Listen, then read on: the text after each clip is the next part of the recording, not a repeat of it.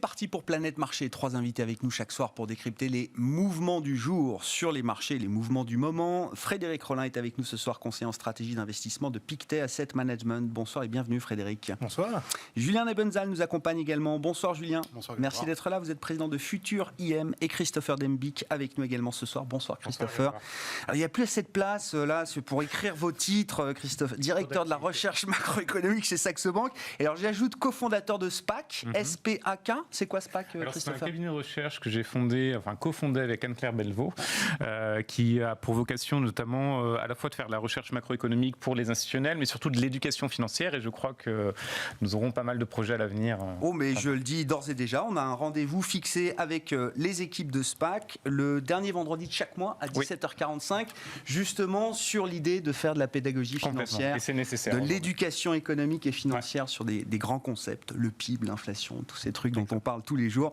Mais ça vaut le coup de rappeler un petit peu comment ces indicateurs sont construits. Donc rendez-vous le dernier vendredi du mois, 17h45, avec les équipes de SPAC. La première question que je voulais vous poser, messieurs, c'est la question autour du luxe. Frédéric, je m'adresse aux représentants de la maison suisse Pictet Asset Management. Est-ce que le luxe devient moins tendance depuis quelques jours ? Alors, depuis ces derniers jours, il a été moins tendance. C'est très clair, forte consolidation sur les valeurs du luxe. Je dirais pour une raison essentielle, c'est la Chine. La Chine, d'une part, qui ralentit assez fortement, avec une politique monétaire qui reste quand même assez restrictive. Ça peut continuer, donc ralentissement chinois veut dire un petit peu moins de consommation de produits de luxe, mais je dirais que c'est pas ça seulement qui justifierait une baisse aussi importante. Ce qui peut justifier une baisse plus importante, c'est les actions des autorités chinoises aujourd'hui qui sont en train de réglementer assez fortement certaines industries et avec un président qui parle de prospérité commune. Donc l'idée effectivement que peut-être montrer de façon très ostentatoire des signes extérieurs de richesse pourrait devenir un petit peu moins à la mode dans les mois qui viennent. Alors bien sûr, beaucoup d'investisseurs se souviennent de 2016 où on avait eu une lutte assez forte contre la corruption et qui avait pénalisé, mais momentanément, alors que c'était vraiment destiné très très directement au luxe.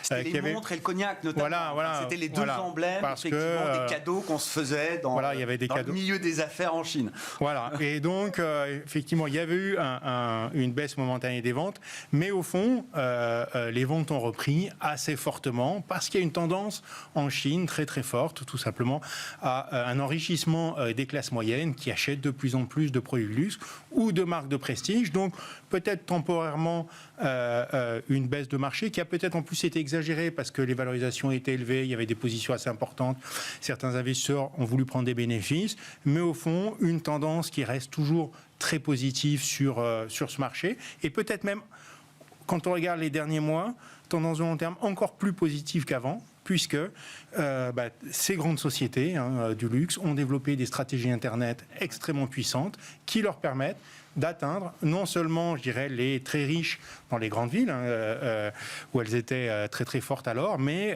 des villes moyennes, des classes, des catégories de clients plus jeunes, et donc finalement des gens qui vont acheter non pas forcément la robe Dior à 100 000 euros, ou je dis un prix, j'en sais rien, mais enfin bon, c'est l'ordre de prix, j'imagine, mais peut-être tout simplement un porte-carte visite en cuir à quelques dizaines de dollars.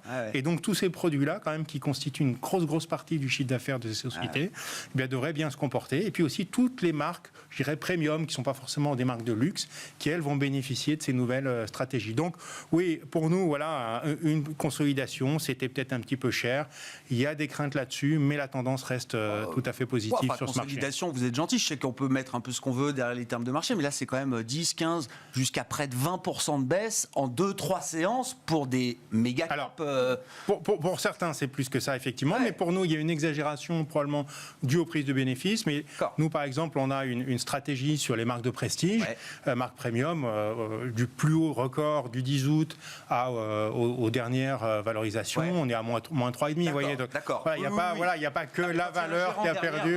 Quand il y a un géant derrière. Et puis, une diversification, il ne faut pas oublier, il n'y a pas que le luxe, il y a les marques de prestige dans leur ensemble, et ça permet quand même d'atteindre des classes moyennes. Et c'est bien vraiment les classes moyennes, de plus en plus aisées en Chine, qui portent ce marché beaucoup plus que quelques personnes ultra riches. Et vous dites effectivement la tendance à l'appétit des classes moyennes chinoises pour les marques de prestige et les marques de luxe, c'est une tendance plus lourde, plus longue, plus forte que la volonté immédiate de Pékin de rectifier un peu les signes ostentatoires de richesse. Elle va avec les progrès de l'économie chinoise qui nous paraissent patents et devront continuer. Donc on a un enrichissement des classes moyennes en Chine et les ménages se portent de plus en plus sur les marques de prestige. C'est pour nous une tendance beaucoup plus lourde que les ajustements temporaires de la politique chinoise.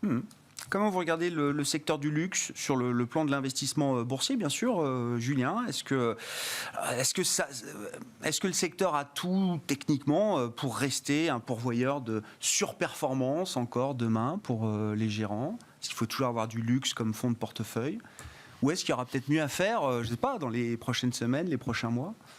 Alors, d'abord, le lien avec la Chine, très rapidement, mais à ne pas sous-estimer, pour moi, le monde est multipolaire depuis une quinzaine d'années à peu près, et c'est un des cycles, le cycle de la géopolitique, qui amène à des conflits de plus en plus importants, et on a vu les tensions commerciales entre les USA et la Chine sous l'ère Trump, et on a aussi vu un nouveau dirigeant chinois qui a été plus loin que des simples directives. Il est apparu au dernier congrès avec un costume singulier par rapport à tous les autres membres du parti, et a imprimé ce qu'on pourrait qualifier gentiment une philosophie.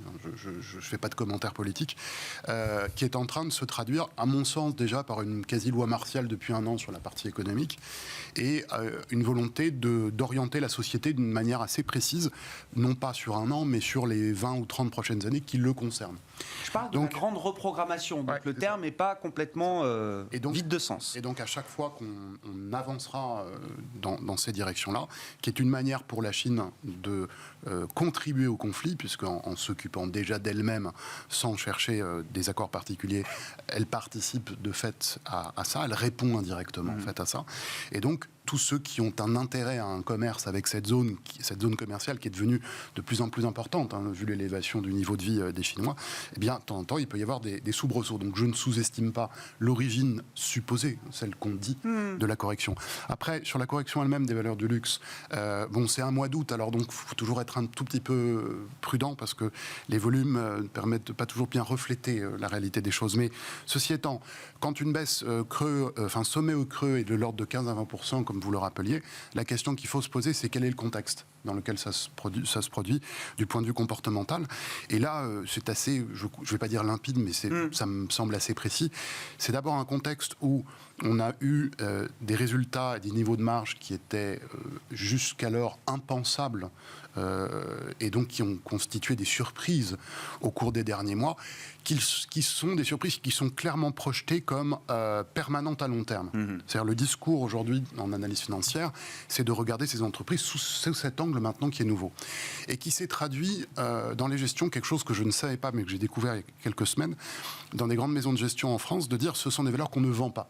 Ah oui. Alors, on peut d'ailleurs tout à fait comprendre. Directeur de gestion, mais je le cite, François Chollet, DG de Montségur Finance, il y a quelques semaines, quelques mois, j'ai interdit à mes gérants de vendre LVMH. Il y a une problématique de pondération, c'est quelque chose qui est légitime dans ce type. On gère la pondération, mais... Oui, et surtout quand on veut refléter quelque chose, quand on veut avoir des portefeuilles actions qui soient pas trop loin quand même d'une évolution globale du CAC 40, vous pouvez pas ne pas avoir des valeurs de luxe qui ont un poids relativement important. Mais donc on peut comprendre qu'on ne peut pas descendre en dessous d'un certain niveau. Mais de commencer à dire, dans plusieurs endroits, on ne peut pas les vendre, c'est caractéristique d'un sentiment extrême. Ça, c'est clair que c'est la situation. Alors, le sentiment extrême des des perspectives qui ont été extraordinairement rehaussées, qui sont dites comme acquises dans le contexte chinois que j'indique au départ, la baisse de 20%, moi je la prends très au sérieux. Et enfin, dernier point, donc je pense pas que le luxe pour répondre à votre question, je pense pas que le luxe va continuer à surperformer. Je ne dis pas que c'est un secteur qui doit s'écrouler en bourse, c'est pas du tout mon propos, mais je pense que la surperformance est vraiment passée. Et enfin, dernier point, ça s'inscrit, alors si on regarde, non pas le fameux discussion croissance-valeur, gross value, mais si on regarde 2-3 secteurs qu'on agrège, type santé, alimentation, éventuellement un petit bout de télécom, c'est-à-dire quelque chose qui a un caractère très défensif, et qu'on met de l'autre côté de l'industrie, mais pas de l'industrie longue, de l'industrie cyclique, où qu'on met des éléments cycliques type produits de base, etc. Quand on rapporte ces deux masses d'actions en Europe, on a, nous, des agrégats qu'on a constitués pour ça, on s'aperçoit qu'on commence à avoir une reprise des défensives. Et ça, c'est quelque chose qui peut coexister avec une surperformance des valeurs de croissance et donc le luxe, mais qui à ce stade du cycle, pourrait très bien coïncider avec la perspective d'un ralentissement économique.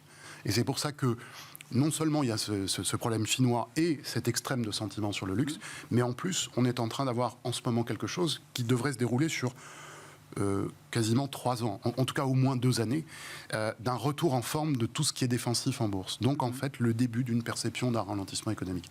Donc quand je mets tout ça bout à bout, je ne peux pas dire, je pense qu'il faut profiter de la correction récente pour vraiment acheter du luxe. Je ne le pense pas, je pense que ça va faire au mieux le marché, voire peut-être un peu surperformer. Mais on reviendra, parce que vous dites, là, il y a un changement de tempo dans le marché quand même, qu'il faut prendre en compte sur de l'investissement moyen-long terme, désormais. Qu'est-ce qui se passe en Chine, Christopher? Alors c'est intéressant, on parle du luxe, on voit les effets de bord de la politique chinoise sur nos secteurs à nous, mais les premières victimes, ça reste quand même les actifs chinois. C'est un peu le constat qu'on dressait la semaine dernière, et qui est d'ailleurs un peu paradoxal, puisque la Chine, Pékin, n'a de cesse d'asseoir sa crédibilité internationale sur le plan financier depuis des années, avec l'internationalisation du yuan, l'ouverture des marchés financiers, le poids des actions chinoises dans les indices mondiaux. Et dans le même temps, on voit ce programme de rectification mis en place par Xi Jinping, qui touche un grand nombre de secteurs, pour ne pas dire la société dans son ensemble, et qui, pour les investisseurs globaux, rend la situation chinoise de plus en plus spéculative, d'une certaine manière. Alors, je pense qu'il faut avoir une lecture qui est à la fois politique et sociale, bien plus qu'économique. Politique, d'abord, c'est tout simplement le gouvernement chinois souhaite éviter à tout prix un capitalisme de rentier, et qui est effectivement symbolisé par ces grandes valeurs technologiques, qui sont finalement des grands conglomérats qui investissent dans un peu n'importe où, qui n'ont pas spécifiquement il n'y a pas réellement un sujet de taille critique finalement pour l'économie chinoise, mais bien plus d'accaparement des richesses. Et ça, c'est au niveau des entreprises. Donc il y a vraiment cette volonté-là, et qui est liée aussi à un sujet qui est plus social, c'est que vous avez effectivement une classe moyenne qui se développe en Chine, mais de plus en plus d'inégalités, et finalement vous aviez un consensus chinois qui était indéniablement, vous n'avez pas les mêmes droits politiques que dans les autres pays, mais vous avez accès à une économie, à un bien-être qui va s'accroître. Mais le problème, c'est que même si vous entrez dans la classe moyenne, vous voyez que vous avez des disparités qui s'accroissent de plus en plus avec les déciles, là où vous avez les personnes les plus riches. Et donc il y a tout ce sujet de rentier pour l'économie chinoise qui est extrêmement important pour le pouvoir, puisque l'intérêt vraisemblablement du pouvoir n'est pas d'avoir une ouverture politique, loin de là, mais en tout cas le pacte social qui est à la base du fonctionnement de l'économie chinoise doit être respecté. C'est pour ça qu'il faut taper sur les entreprises qui ne respectent pas cela, les grandes sociétés, et aussi à un certain stade, bien évidemment, il y aura un corollaire sur les individus, indéniablement. Et donc ça, c'est quoi qu'il en coûte, d'une certaine manière. Vous dites qu'il ne faut pas regarder ça sur le plan financier ou économique. C'est sur quoi qu'il en coûte financièrement pour l'économie chinoise, la promesse doit être tenue. Vous avez une question de survie du système politique tel qu'il est aujourd'hui, et aussi de survie du leader politique, parce que c'est finalement lui qui imprime sa marque, et on voit très bien, vous l'avez mentionné à juste titre, on parle de philosophie, on utilisera le terme qu'on souhaite, mais effectivement il y a toute une pensée sur le long terme de remodelage, pas tant finalement de l'économie de la Chine au niveau international, puisque ce travail était peu ou prou fait avant, mais vraiment de remodelage de la société chinoise dans 5, 10, 15, 20 ans, avec tous les problèmes structurels qu'on connaît, démographie, etc., vieillissement, et surtout cette question de partage des richesses. Puisque la réalité, c'est qu'aujourd'hui, en Chine, effectivement, vous avez une amélioration continue du niveau de vie, même si les salaires, bien sûr, les hausses de salaire n'ont rien à voir avec celles des années 2000-2010, on était sur de mémoire à peu près plus de 10% par an de hausse des salaires. Mais cet accroissement des disparités est un réel sujet pour le gouvernement chinois. Et donc, pour moi, ça ne veut pas dire qu'il faut aller s'inquiéter pour les entreprises qui sont très positionnées sur le marché chinois, voire même pour les entreprises chinoises. C'est un processus de court terme d'ajustement, mais à moyen long terme, vous aurez toujours des opportunités sur la Chine. Simplement, il faut bien analyser les raisons profondes de ces récentes décisions, qui est fondamentalement une survie d'un système, d'un parti et surtout d'un leader au pouvoir qui a vocation à rester vraisemblablement très très longtemps. Sur du plus court terme, Vous avez un sujet aussi qui est supplémentaire, c'est-à-dire que la Chine, et qui explique un peu la baisse des valeurs du luxe, la Chine a fait le choix en période de reprise de changer complètement de système. Sur les dernières années, on avait une volonté d'avoir une consommation qui était finalement le moteur de l'économie chinoise. Et de facto, lorsque vous regardez le détail des investissements, des mesures de soutien pendant la pandémie, c'est clairement le secteur manufacturier qui a été privilégié. Et d'ailleurs, on le voit, puisque les hausses de salaire sont insuffisantes en Chine. Vous avez, si on regarde un peu plus près les chiffres, vous avez quand même une question de chômage, et notamment dans les zones rurales, qui est très important. Et de facto, c'est un choix aussi qui est politique aujourd'hui. On ne va pas avantager la consommation parce qu'on doit redémarrer très très vite le système. Et donc, il a fallu revenir avec les recettes, d'une certaine manière, complètement, pour gérer cette... qui ont bien fonctionné par le passé, mais les premiers éléments, alors c'est un peu tôt pour refaire un bilan, mais les premiers éléments nous indiquent que malheureusement, ça ne fonctionne pas si bien aujourd'hui. Mais vous dites quand même sur le moyen long terme, Christopher, vous n'êtes pas inquiet parce que, encore une fois, le sens du voyage pour les investisseurs internationaux, c'est la Chine dans nos investissements doit à un moment refléter le poids économique de la Chine. Et donc tout ça va être grandissant, va devoir prendre de plus en plus de place structurellement dans les investissements globaux internationaux. Oui, parce que les grandes lignes directrices qui ont été énoncées, l'internationalisation de la monnaie, notamment qui remonte à très longtemps, la volonté d'être une puissance, d'ouvrir aux investisseurs étrangers, ça, c'est pas remis en cause. Simplement, vous êtes sur une parenthèse qui peut durer 2-3 ans, potentiellement. Oui, ça crée une forme de dissonance quand même. Ah, ça crée une forme de dissonance, indéniablement. Oui. Mais il faut comprendre les raisons profondes. La Chine a, vous m'excuserez le terme, mais l'avantage par rapport aux économies où nous avons des élections régulièrement, j'essaye de marcher sur des œufs, a cet avantage-là, qu'ils ont une force de projection sur 5 ou 10 ans. Et donc pour eux, la ligne dans 5 ou 10 ans, elle est identique. On sera un leader, on aura des investisseurs étrangers qui pourront beaucoup plus facilement se positionner en Chine, mais de facto, sur du court terme, vous avez quand même la nécessité d'une reprise en main, en tout cas. Si vous êtes confiant sur le luxe, Frédéric Rollin, chez Pictet AM, est-ce que vous restez confiant aussi sur l'investissement sur les marchés chinois en tant que tel? Parce que je le disais aussi, les premières victimes, le luxe, nous a éclaté un peu la figure la semaine dernière, mais les premières victimes, c'est déjà les actions chinoises depuis plusieurs mois, la tech chinoise, des Alibaba ou autres qui sont au tapis sur des plus bas qu'on n'a plus vus depuis de nombreuses années maintenant. Donc est-ce que là, on a des opportunités, il faut partir à la pêche aux valeurs chinoises, ou est-ce qu'il y a des questions qui sont encore posées aujourd'hui? Pour nous, il s'agit encore d'ajustement. Donc, si vous me posez la question pour un investisseur à 3-5 ans, ou même un peu avant, parce que là, les valorisations commencent à être vraiment très très faibles, eh bien oui, la Chine reste toujours une opportunité, et même plus que jamais. À court terme, c'est vrai qu'on a aujourd'hui, il y a 2 facteurs qui sont négatifs et qui pourraient durer encore un petit peu. Donc, on cherche pour l'instant le catalyse pour revenir sur les actions chinoises. C'est peut-être un petit peu tôt. Alors, il y a la politique monétaire chinoise, je disais tout à l'heure, qui est plutôt aujourd'hui restrictive. On a eu quelques mesures. On a eu une baisse d'un taux de réserve des banques, pour les banques, mais ça n'a pas été suivi ensuite d'autres mesures. Donc ça donne l'impression aux investisseurs finalement que le rythme d'assouplissement monétaire va être plutôt lent. Donc voilà, on attend au moins, je sais pas, une deuxième baisse du AAA, quelques signes. La confirmation d'un signal. Voilà, d'un signal que c'était pas seulement un ajustement, mais véritablement une tendance, et ça va nous donner aussi le rythme d'amélioration. Aujourd'hui, c'est clairement une politique monétaire restrictive, voire même très restrictive, à un moment donné où l'économie ralentit.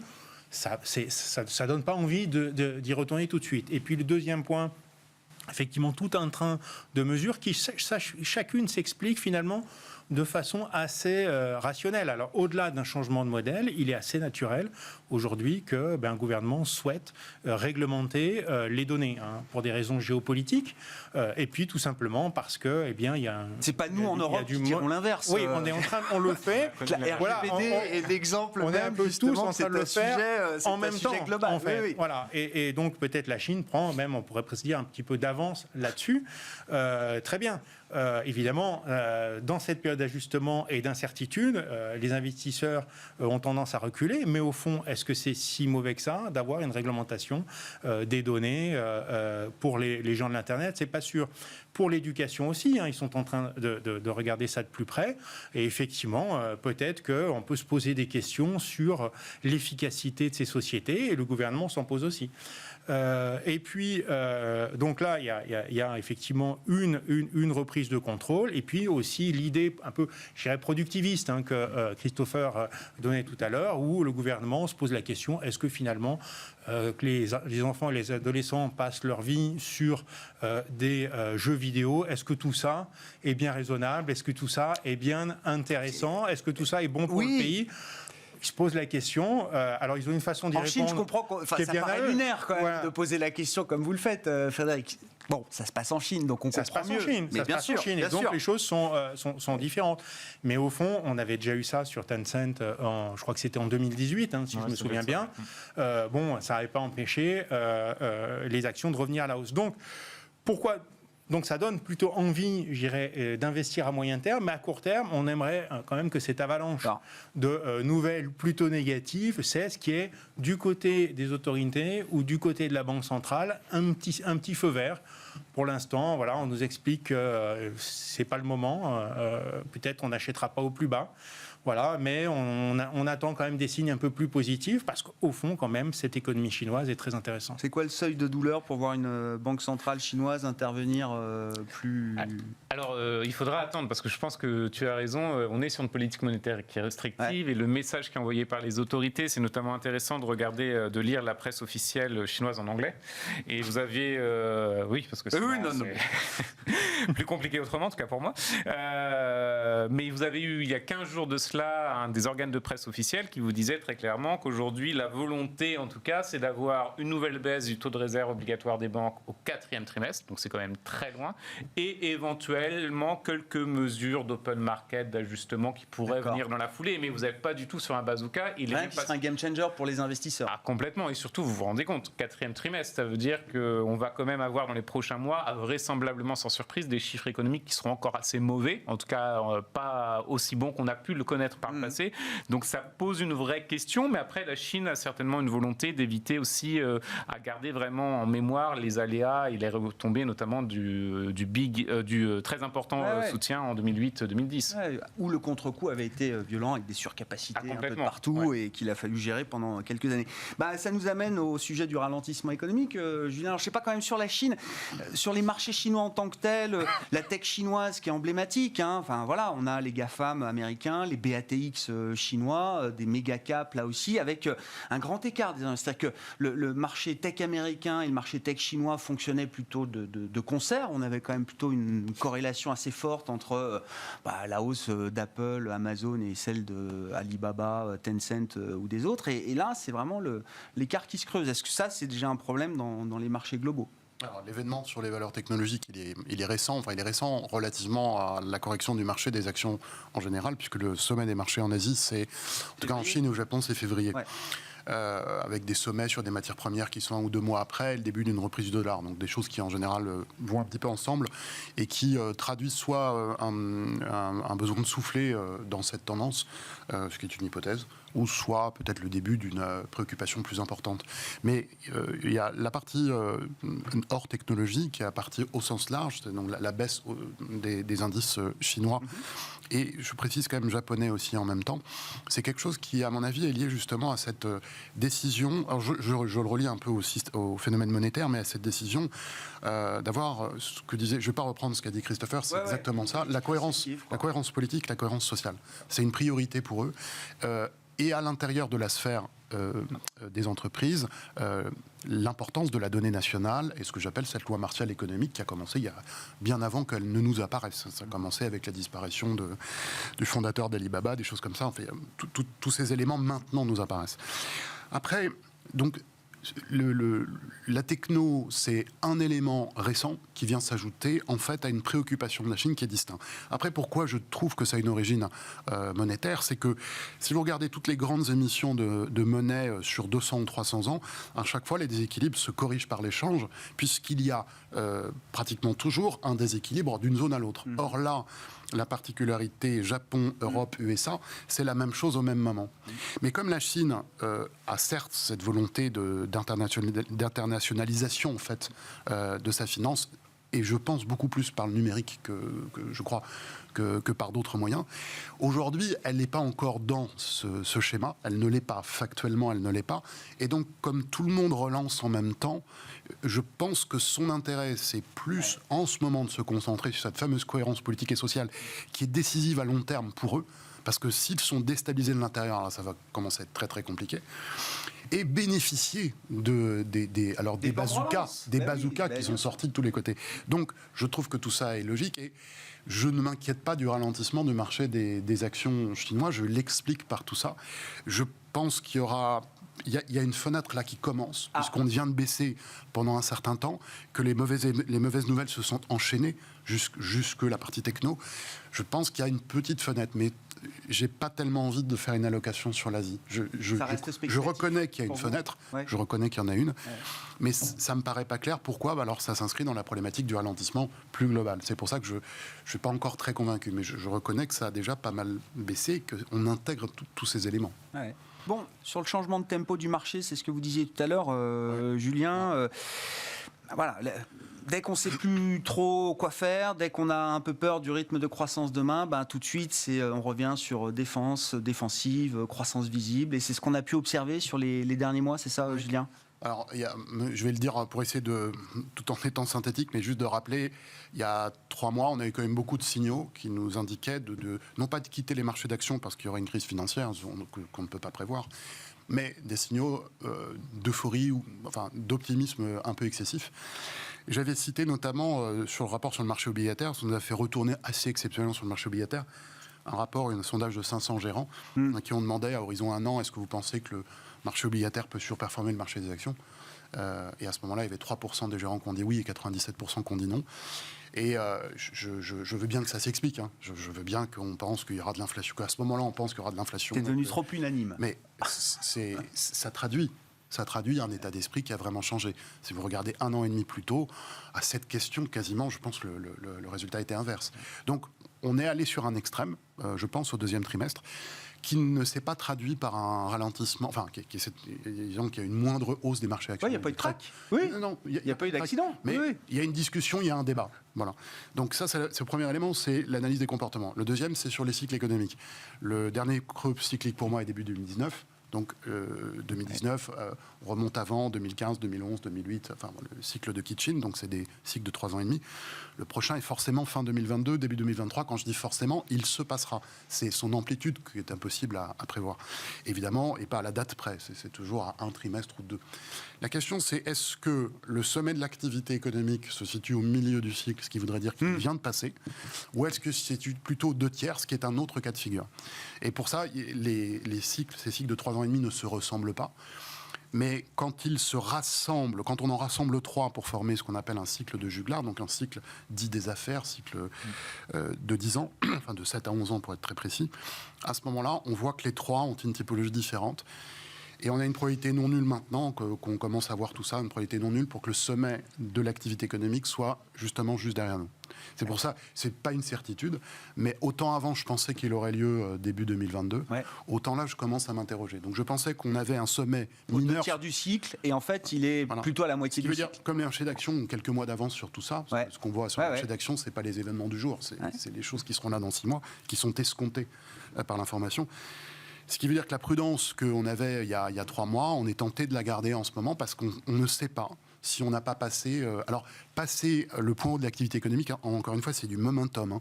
Ça ne veut pas dire que demain, ça va aller mal. C'est que la vitesse d'amélioration va maintenant réduire. Ça ne veut pas dire qu'on est en croissance négative, par exemple. Mais comme les marchés d'actions escomptent ce genre de choses, la question mérite d'être posée. Voilà. Alors, on n'a pas décidé, on n'a pas tranché, on se donne encore un peu de temps. Mais il y a une probabilité pour que, si par exemple on décidait de ne plus être exposé, de rester très peu exposé aux actions. Si le cycle était passé, si vous en arriviez à cette conclusion définitive, ferme, qu'est-ce que ça impliquerait pour vous en termes de gestion ? Là, on n'a pas d'exposition. La question, c'est est-ce qu'on n'en reprend pas ? Et pour l'instant, la réponse est non, mais elle n'est pas définitive. Ce à quoi on s'expose, c'est l'année 2018, c'est-à-dire qu'on avait le même schéma fin 2017. Et en fait, on a passé de janvier à septembre 2018 avec un marché qui a monté de 4%, mais où le consensus était ultra haussier, pour en fait perdre 20 à 30% selon ce qu'on regardait dans les 3 derniers mois. Est-ce qu'on ne va pas rentrer dans un petit peu un désert si nous, on quitte les marchés d'actions parce qu'il ne se passera rien, ce qui est une possibilité. Voilà, c'est une interrogation. Donc, rien n'est tranché, mais on n'est pas revenu sur les marchés d'actions. Est-ce que le risque action en vaudra toujours la chandelle dans les prochains mois ? C'est ça. Je comprends. Bon, sur le changement de tempo des marchés, mais de l'économie et même du policy mix aussi, hein, si on utilise ce terme des économistes pour définir donc l'alliance entre les politiques monétaires et les politiques budgétaires. Policy mix qui a été d'une intensité évidemment extraordinaire, incroyable, exceptionnelle, mais je ne sais pas si c'est vendredi ou plus tard, Jérôme Powell va nous envoyer quand même le message que, en termes de policy mix, on ne fera pas mieux que ce qu'on a fait jusqu'à présent. Oui. Est-ce que ça change quelque chose ou pas, Frédéric ? Alors, sur la Fed, nous, on a le sentiment que voilà, ce fameux Jackson Hole va faire pchit. Ça va faire pchit. Ça va pas être un événement extraordinaire. Au fond, qu'est-ce qui s'est passé au cours des derniers mois ? Ou des dernières semaines, le cycle économique américain est en train de se tasser. On a des chiffres immobiliers aujourd'hui qui sont particulièrement mauvais. On a une confiance des consommateurs qui a largement chuté. Et donc, du côté des ménages, et ménages, c'est quand même une part importante de l'économie américaine, c'est très, très clairement en train de ralentir. Pourquoi ? Variant Delta. Alors ça, peut-être ce variant Delta, c'est quelque chose de temporaire. Après tout, la vaccination avance. Donc, on peut estimer qu'on va en être sorti. Bon, on reporte encore, mais on va en être sorti. Puis aussi, l'inflation qui grignote le pouvoir d'achat, ça aussi, on va en sortir. Mais néanmoins, quand même, voilà, on a eu le pic. On ralentit aux États-Unis. Les chiffres d'emploi sont pas mal, mais sont pas merveilleux. Donc, pourquoi accélérer aujourd'hui ou mettre en place plus rapidement que ce qu'on pensait, une politique monétaire moins accommodante. Nous, on a le sentiment, voilà, au dernier comité de politique monétaire, on a laissé parler un petit peu les faucons. C'est très bien, il faut donner de la crédibilité à cette banque centrale américaine, mais derrière, très clairement, un tapering, oui, alors quand exactement, mais très doux, très faible, très progressif, et qui, au fond, commence sur des niveaux de taux obligataires en plus particulièrement bas. Donc, quelque chose, finalement, qui pourrait avoir relativement peu d'impact sur le marché, à comparer, par exemple, à l'impact que peut avoir la politique monétaire chinoise. Je regardais, par exemple, un graphique récemment où on voit des gros rallyes sur les marchés obligataires américains 2015, 2016, 2019, 2021. Donc des taux longs américains qui baissent et puis qui décrochent en fait à la baisse. Quel est le point commun entre ces trois événements-là ? Eh bien, c'est le ralentissement chinois. Au fond, la politique monétaire américaine ajuste, mais elle est tellement claire, tellement donnée au public qu'il y a relativement peu de surprises, donc ça crée peu de volatilité. Ce qui va créer de la volatilité sur les marchés, c'est beaucoup plus la Chine que les États-Unis. Donc pour nous en tout cas, pas forcément un gros événement. Et pour parler un petit peu d'allocation, nous, on voit d'un côté le ralentissement, les progrès du variant Delta, quand même un resserrement de politique monétaire du côté de la Banque centrale américaine. C'est très annoncé, mais enfin, ça va quand même être là. Et des valorisations extrêmement élevées. Est-ce que ça nous donne envie d'acheter ? Non. Est-ce qu'on va vendre ? Non plus. Pourquoi ? Parce qu'on va vendre pour acheter quoi ? Des taux à zéro, du monétaire. Donc pour l'instant, on s'est mis, on a pris de bénéfices sur notre position acheteuse action un peu trop tôt. Et voilà, pour l'instant, on attend le moment de revenir. Alors, ça sera peut-être sur les actions chinoises, justement, parce que là, il est en train de se passer quelque chose. On a toujours une position marginalement acheteuse sur les obligations européennes. Parce que là, quand même, les valorisations ne sont pas si élevées que ça. Elles le sont moins qu'aux États-Unis. La Banque centrale est toujours là. Le cycle économique européen reste plutôt solide aujourd'hui. Il est un petit peu en retard par rapport au cycle américain. Mais je dirais, le grand marché directeur, le marché américain, ne fait pas très envie. Et nous empêche d'acheter. Mais les obligations américaines ne font pas très envie non plus et nous empêchent de vendre. Donc on a une position aujourd'hui qui est plutôt neutre. J'espère que bientôt on va pouvoir prendre une position acheteuse, probablement sur les actions chinoises, mais c'est encore trop tôt pour nous. Oui, mais je vois bien que la tentation est là. Christopher, sur le changement de tempo, changement de rythme du policy mix, là, bon, la Fed enverra un signal.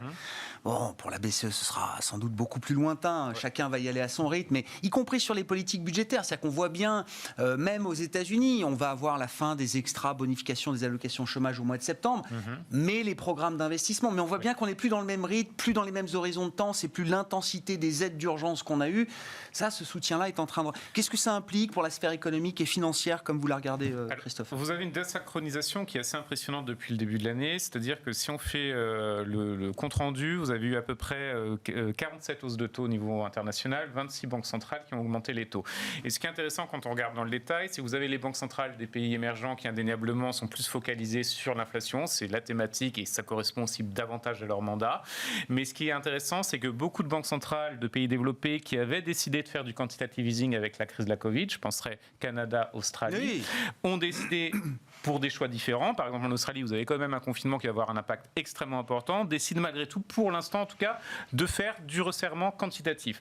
Donc vous avez quand même ce découplage qui va être extrêmement important, qui est bien sûr au niveau politique monétaire, qui se retrouve au niveau de la politique budgétaire aussi, puisqu'on voit dans les discours, alors c'est pas encore matérialisé dans les actes, on voit déjà quand même qu'on a un retour sur une baisse des dépenses qui commence à s'amorcer dans certains pays.